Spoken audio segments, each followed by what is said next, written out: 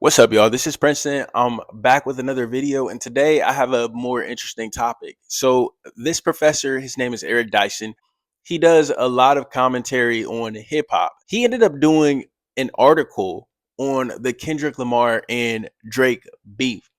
It was 3,000 words, y'all, and I read through it so I could make this video. He basically got into the position that Kendrick Lamar took, and he disagreed with it.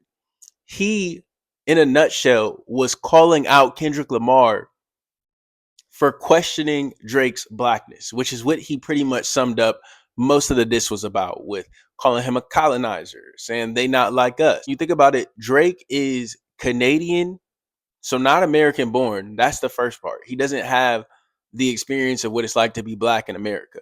Then he's half Jewish. He has a Jewish mom. So that adds another layer of complexity to his identity. The professor started to point out that if he was born in America, he would face the same level of discrimination that any other black person would face. And he would not have escaped back in those times any Jim Crow law because of the one blood drop rule. He talked about how the way that we overcame things is by joining together with other oppressed people to overcome the system. Now, a lot of people said he's over intellectualizing the beef, stuff like that. But the big point that he was trying to make is don't try to push groups that are really a part of us out of hip hop. That's the essential part that he was making. The really interesting part about this is that he ended up saying in his live, when he was responding to criticism that he was getting for the post and the article, he ended up responding and saying that he had a conversation with Jay-Z. And he said that Jay-Z actually called him and Jay-Z disagreed with him too. Ain't that serious, and that's not what's going on. My job as a scholar is to show you that stuff you didn't think was that serious might be a bit more serious than you think. I could be wrong, to be sure. So I don't say it with the kind of arrogance that some of my interlocutors on the internet have suggested. And let me tell you something. A very dear and good friend of mine disagrees with me bitterly. Well, I won't say bitterly, just aggressively and vigorously. His name is Sean Carter, better known as Jay-Z. Now, I don't usually talk about the conversations that Jay-Z and I have because that's between us. That's why we remain friends, because I ain't out here blabbing about what we talk about. But what was his main disagreement? Look, first of all, it wasn't a call, it was a text. That's what we do. We text about geopolitics. We text about The Godfather and a myriad of topics. That is what our habit is.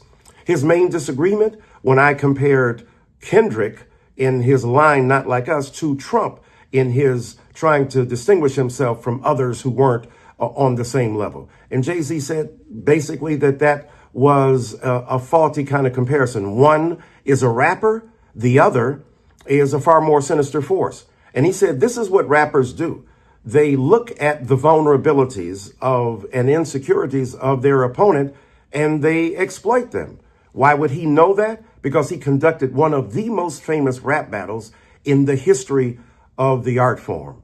And so I mischaracterized him. He said, it ain't that serious. He wasn't vigorously disagreeing with me. It's not like he called me and said that. And even on the text, he literally said, it's not that serious.